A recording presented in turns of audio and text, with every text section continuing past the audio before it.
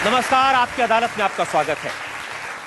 आपकी अदालत में आज पेश करेंगे एक ऐसे नेता को जो कैमरे पर कम दिखाई देते हैं, एक ऐसे नेता जो कैमरे पर आते हैं तो कम बोलते हैं, लेकिन जनता की तरफ से उन पर इल्जामात बहुत सारे हैं। बहुत लंबी फहरिस्त मेरे पास में है।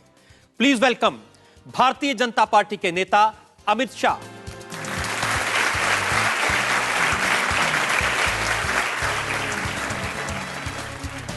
आपकी अदालत में अमित शाह पर आज के मुकदमे के लिए जज के तौर पर हमने आमंत्रित किया है जाने माने लेखक और विचारक डॉक्टर वेद प्रताप वैदिक को।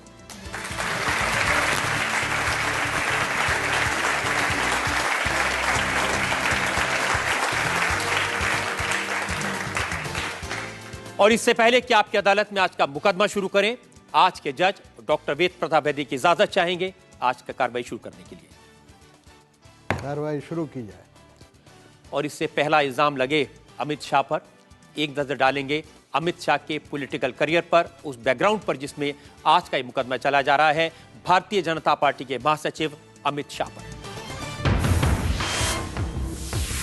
अमित शाह आज की राजनीति में देश के सबसे कंट्रोवर्शियल चेहरों में से एक हैं। अमित शाह नरेंद्र मोदी के खासम खास हैं। बीजेपी के महासचिव अमित शाह पार्टी के लिए सबसे महत्वपूर्ण राज्य उत्तर प्रदेश के इलेक्शन इंचार्ज हैं। अमित शाह चुनाव लड़ाने और जिताने में माहिर हैं। ये खुद 5 बार गुजरात असेंबली का चुनाव रिकॉर्ड मार्जिन से जीत चुके हैं। अमित शाह एल.के. आडवाणी के चुनाव के इंचार्ज रहे हैं। अब इन पर नरेंद्र मोदी को जिताने का दारोमदार है। 35 साल से राजनीति में एक्टिव अमित शाह गुजरात सरकार के स्टेट होम मिनिस्टर रहे। सीबीआई ने इन्हें फर्जी एनकाउंटर में चार्जशीट किया है। अमित शाह पर होम मिनिस्टर रहते हुए इल्लीगल सर्वेलेंस करवाने का आरोप भी लगा है। आपकी अदालत में अमित शाह अपना मुकदमा खुद लड़ेंगे। मुकदमा शुरू होता है। आपकी अदालत में पहला इल्जाम भारतीय जनता पार्टी के नेता अमित शाह पर। आपकी अदालत में बीजेपी लीडर अमित शाह पर इल्जाम है कि ये बांटने की राजनीति करते हैं। अभी जी ये बात सही है कि आप नरेंद्र मोदी के हनुमान हैं और उत्तर प्रदेश की लंका को फतेह करने के लिए आपको भेजा गया है? रजत जी, नरेंद्र मोदी जी भारतीय जनता पार्टी के वरिष्ठ नेता है और मैं भारतीय जनता पार्टी का एक सिपाही हूं। ये बात सच है कि उत्तर प्रदेश में मुझे प्रभारी बनाया गया है और पार्टी ने इसी हेतु मुझे प्रभारी बनाया होगा कि मैं उत्तर प्रदेश में पार्टी को यश दिलाऊं। इस सिपाही पर जनता का इल्जाम यह है कि ये उत्तर प्रदेश में गए हैं वहां की जनता को धर्म के आधार पर बांटने के लिए, लोगों को आपस में लड़ाने के लिए, पोलराइज करके चुनाव जितवाने के लिए। 2012 में यूपी में चुनाव हुए थे। उस वक्त मैं वहां नहीं था। संविधान की सहमति न होने के बावजूद मुस्लिम रिजर्वेशन की बात कर कर चुनाव को किसने कम्युनलाइज किया? भारतीय जनता पार्टी ने नहीं किया। सपा ने करा, बसपा ने करा, कांग्रेस ने करा। अब जब भारतीय जनता पार्टी मुस्लिम आरक्षण का विरोध करती है क्योंकि वो संविधान सहमत नहीं है, तो भारतीय जनता पार्टी पर आरोप लगता है कि आप इलेक्शन को कम्युनलाइज कर रहे हो। रिजर्वेशन के बारे में राज्य सरकार कुछ कर भी नहीं सकती, फिर भी रिजर्वेशन को, मुस्लिम रिजर्वेशन को चुनावी मुद्दा बनाने वाली पार्टियों पे ये आरोप नहीं हो रहा है। आरोप हो रहा है कि संविधान में क्या इसके लिए प्रावधान है, इसकी स्पष्ट बात करने वाली भारतीय जनता पार्टी पे। मुझे लगता है कि अब देश की राजनीति हिंदू मुसलमान से बहुत आगे निकल चुकी है। अगर हमारी विरोधी पार्टियां इससे आगे नहीं निकली तो जनता उनको जवाब दे देगी। लेकिन जब आपने प्रभार संभाला, सबसे पहले आप कहां गए? राम जन्मभूमि, रामलला के मंदिर में, और बाहर निकलकर आपने कहा कि राम मंदिर बनाना ये हमारा लक्ष्य है। रजत जी, तो हिंदू मुस्लिम की बात वो कर रहे हैं कि आप कर रहे हैं? आप जब इंडिया टीवी की स्थापना किए होंगे, सुबह दर्शन नहीं किए होंगे?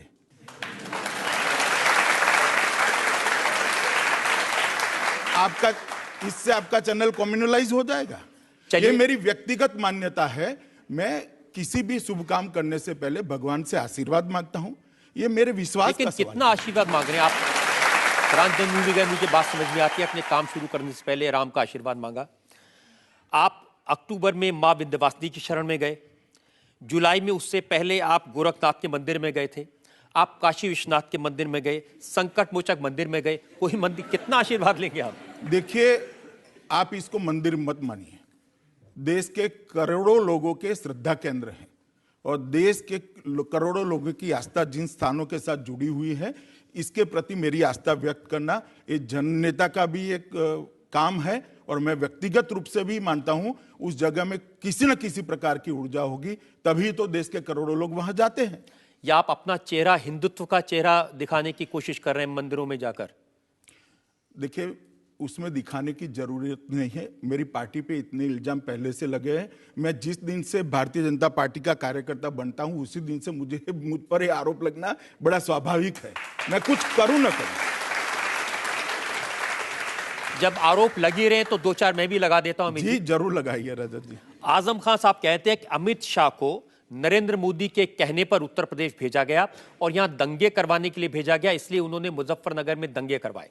मुजफ्फरनगर दंगों के लिए अगर कोई एक बात जिम्मेदार है तो जो मूल घटना हुई थी उस वक्त सीआरपीसी के हिसाब से पुलिस ने कार्रवाई नहीं करी। अगर सीआरपीसी के हिसाब से पुलिस कार्रवाई करती तो इधर और साइड की भावनाएं भड़कने का सवाल ही पैदा नहीं होता था। मगर कि आप सीआरपीसी की कार्रवाई को, सामने आरोपी कौन है, किस धर्म का है, कितनी बड़ी वोट बैंक है, वो वोट बैंक मेरी पार्टी के साथ है या नहीं है, इसके आधार पर करते हैं। समाजवादी पार्टी की सरकार बिल्कुल वोट बैंक के आधार पर पॉलिटिक्स कर रही है, प्रशासन चला रही है, प्रशासन को बांट के रखा है और इसका रिएक्शन आना बड़ा लाजमी है। एक भी मेरा मुजफ्फरनगर के दंगों के पहले मुजफ्फरनगर ना दौरा हुआ है, ना मैंने मीटिंग करी है, ना मुजफ्फरनगर के इर्द गिर्द के किसी जिलों में मेरा दौरा हुआ है। मगर आरोप लगाने के लिए लगाना है और मीडिया को भी उसको उछालना है तो डेमोक्रेसी है भाई, कोई भी कुछ भी कर ले। जिनको उन्होंने पकड़ा, जिन्हें उन्होंने जेल में भेजा, भारतीय जनता पार्टी के एमएलए, आगरा में नरेंद्र मोदी की रैली हुई तो उन दोनों एमएलए संगीत सोम और सुरेश राणा, इन दोनों को जनता के सामने सार्वजनिक तौर पर सम्मानित किया गया। दंगे करवाने वालों को आप सम्मानित करेंगे और इल्जाम सरकार पर लगाएंगे? उनका सम्मान दंगों से आरोप उन पर लगे ही इसके लिए नहीं किया गया। जिस एफआईआर पे उनकी अरेस्ट हुई दूसरे ही दिन कोर्ट ने उनको जमानत दे दी क्योंकि प्राइमा फेसी केस नहीं बनता था। जैसे ही जमानत हुई सिर्फ ये दोनों एमएलए को, 3 भारतीय जनता पार्टी के कार्यकर्ताओं को ही गुंडाधारा में एनएसए में अंदर लिया गया और किसी पार्टी के कार्यकर्ता को नहीं लिया गया। फिर ये लोग एनएसए के तहत जेल में रहे क्योंकि एनएसए में बेल का प्रावधान नहीं है। जब एनएसए की बोर्ड के सामने केस चला तो एनएसए ने कहा कि इनके खिलाफ, एनएसए के बोर्ड ने कहा इनके खिलाफ एनएसए लगाने योग्य कोई भी बात नहीं है, हम इनको बरी करते हैं क्योंकि सरकार ने उनको गलत तरीके से जेल में रखा था और दमन के खिलाफ वो लड़े थे, इसलिए उनका सम्मान किया था, नहीं कि दंगों के आरोप उन पर है इसलिए।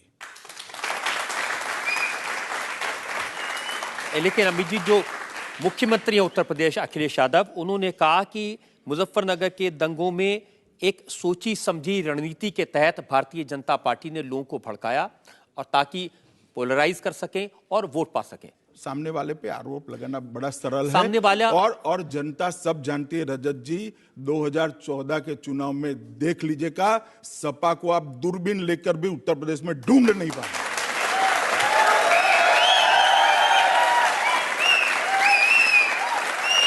अमित जी, ये इल्जाम इसलिए लगते हैं क्योंकि एक पृष्ठभूमि है। आप गुजरात से आते हैं, उसकी सरकार में मंत्री थे 2002 में, जहां आपकी सरकार थी भारतीय जनता पार्टी को, और वहां दंगे हुए जिसमें लोग मारे गए। भारतीय जनता पार्टी की सरकार, नरेंद्र मोदी की सरकार गुजरात के हर गांव में बिजली पहुंचाती, उस पर एक भी कार्यक्रम नहीं होता। हर गांव को रोड से कनेक्ट कर देती है, एक भी कार्यक्रम नहीं होता। 108 11 मिनट के अंदर गांव में भी पहुंच जाती है, एक भी कार्यक्रम नहीं होता। हर 60 किलोमीटर में ट्रॉमा सेंटर बन जाता है, एक भी कार्यक्रम नहीं होता। भूजल के स्तर ऊपर आते हैं, कोई कार्यक्रम नहीं होता। नदियों का जुड़ाव होता है, कोई कार्यक्रम नहीं होता। इतने सारे विकास के काम, चाहे वो आदिवासी हो, जो चाहे सागर तट के लोग हो, चाहे दलित हो, पिछड़ों को आगे लाकर एक वेलफेयर स्टेट की रचना करने का काम गुजरात में किया। इसको ना मीडिया बताता है, ना एनजीओ बताते हैं, ना कोर्ट इसकी कभी प्रशंसा करती है। सिर्फ 12 साल के बाद भी आज दंगों की बात कर चीजों को कम्युनलाइज करने की एक फैशन हो चुकी है। रजत जी, मुझे लगता है मीडिया को उसमें से बाहर आना चाहिए। 2002 के बाद 2014 तक गुजरात में एक भी पुलिस स्टेशन ऐसा नहीं है जिसमें कर्फ्यू लगा हो। इतनी अच्छी लॉ एंड ऑर्डर की स्थिति कहीं पर नहीं है। महिलाएं जितनी गुजरात में सुरक्षित है उतनी देश में कहीं पर नहीं है। फिर भी सिर्फ दंगों की बात कर गुजरात को बदनाम करने की ये साजिश है। मुझे लगता है कि आपकी अदालत में इसको नहीं पढ़ना चाहिए। आपकी अदालत को दोषी मत दीजिए। नहीं, दोष नहीं कहता, मैं दोष नहीं देता। ये इल्जाम प्रधानमंत्री ने लगाया। प्रधानमंत्री मनमोहन सिंह ने कहा ये वही टीम है जिसने गुजरात में दंगे करवाए, अहमदाबाद की सड़कों पर कत्लेआम हुआ। राहुल गांधी ने जब इंटरव्यू दिया उन्होंने कहा गुजरात में जो दंगे हुए वो सरकार ने भड़काए थे, सरकार गवर्नमेंट स्पॉन्सर्ड थे। राहुल गांधी और प्रधानमंत्री ने सबसे पहले तो इस देश में सबसे करप्ट सरकार क्यों चलाई इसका जवाब देना है। महंगाई क्यों कंट्रोल में नहीं आती इसका जवाब देना है। भाई हेमराज का सर काटकर उसको क्यों अपमानित कर दिया इसका जवाब देना है। महिलाएं क्यों असुरक्षित हो गई इसका जवाब देना है। राहुल गांधी और मनमोहन की सरकार ने बाबा रामदेव पर लाठी क्यों चली इसका जवाब देना है। अन्ना को जेल में क्यों डाला उसका जवाब देना है। युवा बेरोजगार होकर क्यों घुमा उसका जवाब देना है। काफी चीजों का जवाब देना है। हमें सवाल पूछने से ज्यादा अच्छा यह है कि वो आत्मनिरीक्षण करे और चुनाव में लड़ना है या नहीं लड़ना है उसका फैसला करे। उनके इस सवाल का तो जवाब देंगे कि 2002 में जो दंगे हुए उनमें और जो दिल्ली में 84 में दंगे हुए उनमें बड़ा अंतर था। एक में सरकार पीछे थी। जिस दिन दंगा हुआ उसी दिन गुजरात में मिलिट्री लाई गई, मिलिट्री को एनफोर्स करा गया। दिल्ली राजधानी होने के बावजूद भी मिलिट्री नहीं फोर्स में लाई गई। आप आंकड़े देख लीजिएगा, गुजरात में तुरंत ही पुलिस ने इफेक्टिव एक्शन लिए। कितने टीयर गैस दागे गए, कितनी गोलियां दागी गई, कितने दंगाई मारे गए। और उसकी तुलनात्मक दृष्टि से सिख राइट्स को देख लीजिए, पुलिस ने क्या करा। यहां तो देश का प्रधानमंत्री मंच पर से कहता है कि एक बड़ा पेड़ गिरता है तो धरती हिलती है। पेड़ मतलब इंदिरा गांधी और धरती मतलब सिख। इससे ज्यादा बड़ा सर्टिफिकेट दंगाइयों को क्या हो सकता है। इससे ज्यादा बड़ा समर्थन क्या हो सकता है। और आज कोई इस विधान पर सवाल उठाने के लिए तैयार नहीं है। लेकिन अमित जी, नरेंद्र मोदी का एक भी स्टेटमेंट ऐसा लाइए जिससे दंगाइयों के हौसले बुलंद हुए हो। एक भी स्टेटमेंट नहीं है। और राजीव गांधी का स्टेटमेंट मैंने भी उस वक्त बहुत छोटा कार्यकर्ता था, टीवी पर देखा है। टीवी इतना फैला हुआ नहीं था, फिर भी दिखाया जाता था बार बार। लेकिन राजीव गांधी ने तो माफी मांगी। राजीव गांधी ने, रजत जी गलतफहमी मत फैलाइए, राजीव गांधी ने कभी माफी नहीं मांगी। माफी बेचारे मनमोहन सिंह से मंगवा ली।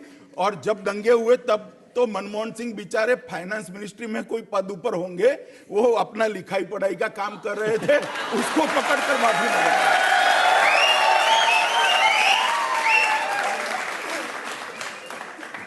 लेकिन नरेंद्र मोदी ने तो माफी नहीं मांगी। माफी की मांग कर और माफी मांगकर जनता को भ्रमित नहीं करना चाहिए। दोष का परिमार्जन माफी से नहीं होता है। अगर दोष है तो दोषी को सजा मिलनी चाहिए और दोष नहीं है तो दोषी को दोष मुक्त मानना चाहिए। इस बात में हम लोग विश्वास रखने वाले लोग हैं।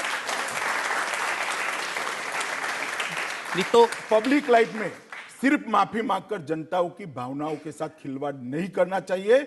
जमीनी हकीकत अगर दोषी है तो सजा मिलनी चाहिए और दोषी नहीं है तो दोष नहीं लगना चाहिए। तो नरेंद्र मोदी दोषी हैं या नहीं है आपकी नजर में? मैं क्या कहूंगा जी, इस देश की सर्वोच्च अदालत ने कह दिया कि नरेंद्र मोदी पर दंगों का कोई आरोप नहीं बनता है, कोई आरोप नहीं बचता है।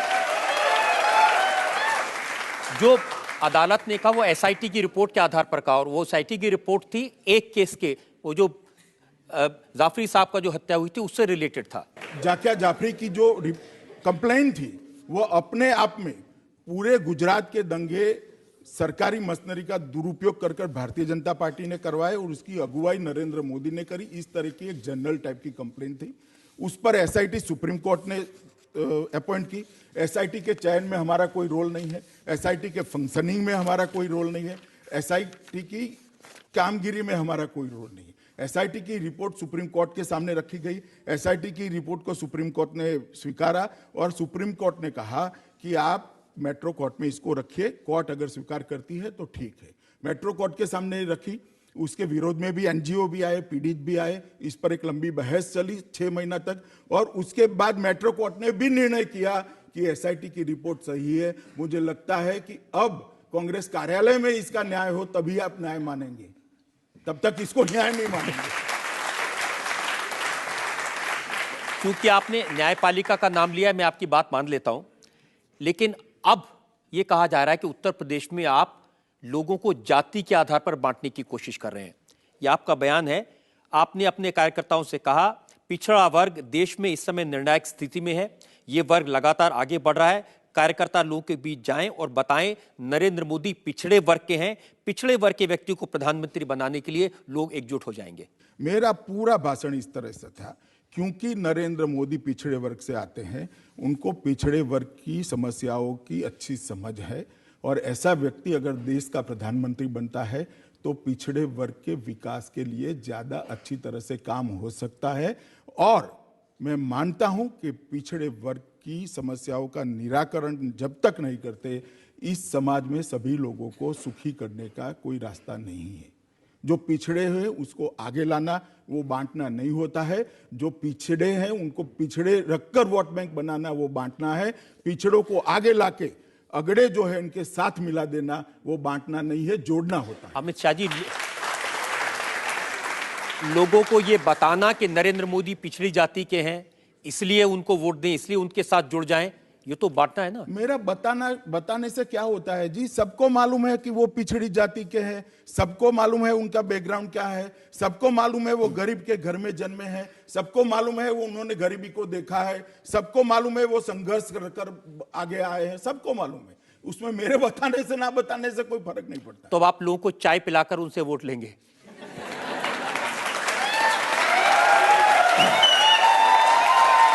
देखिए रजत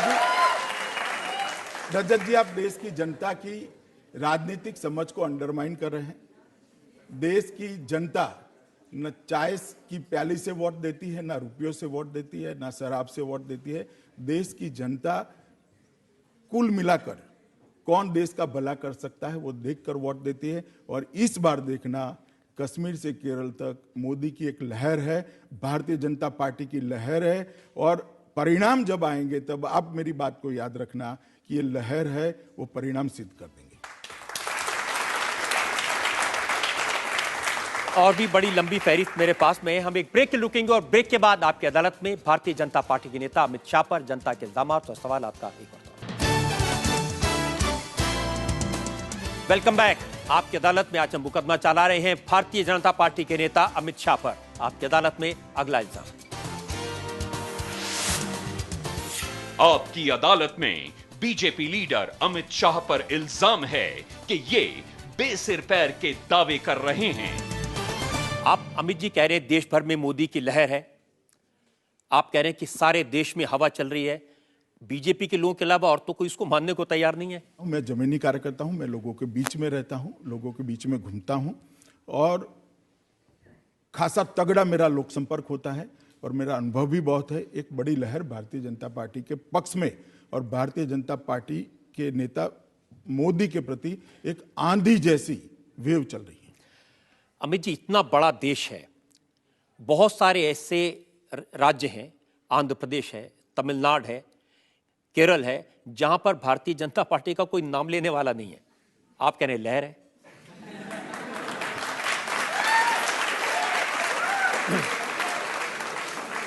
देखिए रजत जी, हमारा मुकाबला कांग्रेस से है। ये बात सही है कि ईस्ट और साउथ में भारतीय जनता पार्टी के समर्थक कम हैं, मगर कांग्रेस को तो ईस्ट वेस्ट साउथ नॉर्थ कहां कुछ भी दिखाई नहीं पड़ता, वो कहां से लाएंगे? और जब कांग्रेस को समर्थन नहीं है तो इस पार्टी में और देश में और कोई ऑप्शन नहीं बचता। कांग्रेस को समर्थन नहीं मिलता है तो भारतीय जनता पार्टी को ही समर्थन मिलता है। अमित जी, ख्याली पुलाव नहीं है। ऑल इंडिया अन्ना डीएमके की जयललिता भारतीय जनता पार्टी के साथ नहीं है, वो बड़ी ताकतवर नेता है तमिलनाडु में। पश्चिम बंगाल में ममता बनर्जी का तृणमूल कांग्रेस आपके साथ नहीं है। उड़ीसा में नवीन पटनायक आपके साथ नहीं है। तो कैसे 272 सीटें लाएंगे? जब एक जनता फैसला देती है, एक सबसे बड़े दल में कोई पार्टी उभर कर आती है, तो बाकी सभी पार्टियां भी जनादेश जो होता है उसका सम्मान करती है, और मैं मानता हूं कि लोकतंत्र के अनुरूप बात है। देखिए, सब लोग कहते हैं कि अगर भारतीय जनता पार्टी सरकार बनाएगी तो उत्तर प्रदेश और बिहार में ज्यादा सीटें हैं उसके हिसाब से बनाएगी, और आप पर उत्तर प्रदेश की जिम्मेदारी है। कितनी सीटें आपके हिसाब से मिलेंगी?